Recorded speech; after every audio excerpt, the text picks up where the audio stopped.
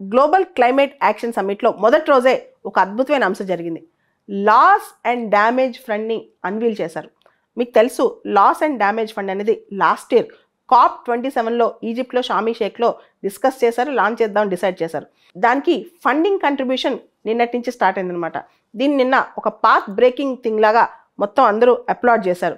అయితే $400 billion fund collect చేద్దాం అనుకుంటే ఓన్లీ $400 మిలియన్ మాత్రమే కలెక్ట్ అయింది. నిన్న దాదాపు 196 పార్టీస్ కలెక్టివ్గా ఒక డెసిషన్కి వచ్చారనమాట to operationalize loss and damage fund. అంటే లాస్ట్ COP27లో ఇది క్రియేట్ అయితే దీని ఆపరేషనలైజేషన్ స్టార్ట్ అయింది అనమాట నిన్నటి నుంచి. ఇది ఒక చక్కటి అంశం అని చెప్పొచ్చు. ఈ COP28 సందర్భంగా UAE లాస్ అండ్ డ్యామేజ్ ఫండ్కి $100 మిలియన్ ఇస్తోంది. జర్మనీ $100 మిలియన్, UK $40 మిలియన్, ఇలా ఇంకా మిగతా వాళ్ళు ఇస్తున్నారన్నమాట. మొత్తం $400 million first day contributions promise అయ్యాయి. అయితే అమెరికా లాంటి దేశాలు ఎవరైతే గ్రీన్ హౌస్ గ్యాసెస్కి ఎక్కువ కంట్రిబ్యూట్ చేశారో వాళ్ళ దగ్గర నుంచి ప్రామిస్లు సరిగ్గా లేకపోవడం అనేది విమర్శలకు వస్తున్నాయి అనమాట. సో ఈ లాస్ అండ్ డ్యామేజ్ ఫండ్ని వరల్డ్ బ్యాంక్ ఇంటరిమ్ ట్రస్టీగా వ్యవహరించబోతోంది. ఈ డ్యామేజ్ ఫండ్కి వరల్డ్ బ్యాంక్ ఇంటరిమ్ ట్రస్టీగా వ్యవహరించబోతోంది. దీనికి సంబంధించి మొడాలిటీస్ కూడా డిస్కస్ చేశారనమాట. మీకు తెలుసు చాలా దేశాలు greenhouse gases emissions, global warming, climate change వల్ల ఎఫెక్ట్ అయిపోయాయి. ఇర్రివర్సిబుల్ డ్యామేజ్ ఫేస్ చేస్తున్నాయి. వాటికి కొంత కంట్రిబ్యూషన్ కావాలి. ముఖ్యంగా developing countries and small island nations వీళ్ళందరికీ కూడా కావాలి.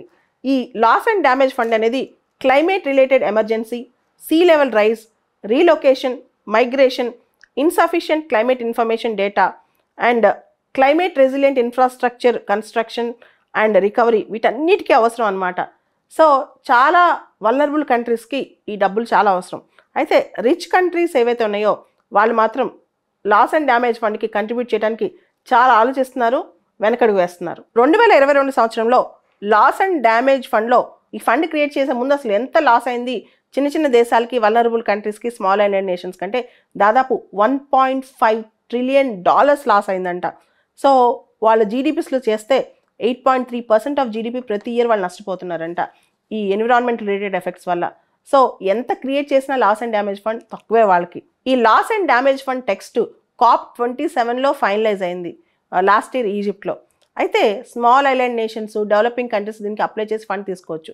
అయితే బిగ్ కంట్రీస్, పెద్ద పెద్ద కంట్రీస్ ఈ ఫండ్ ఖాళీ అయినప్పుడల్లా ఎలా రిప్లెనిష్ చేస్తాం, ఈ ఫండ్లో మళ్ళీ డబ్బులు ఎలా వేస్తాం అనే విషయంలో కూడా ఇంకా ఏ చర్చలకు కంక్లూజన్కు రాలేదు.